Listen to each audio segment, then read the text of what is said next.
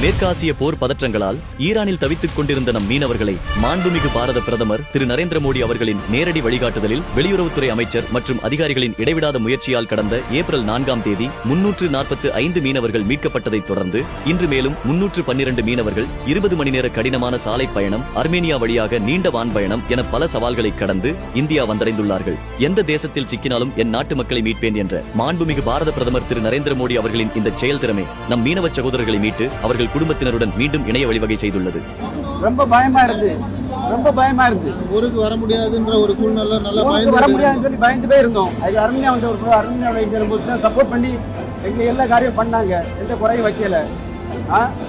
அதுக்கு ரொம்ப நன்றி சொல்லணும் அவங்களுக்கு. மத்திய அரசு தலையிட்டு எங்க எடுத்து கொண்டு வந்ததுக்கு பாதுகாப்பா கொண்டு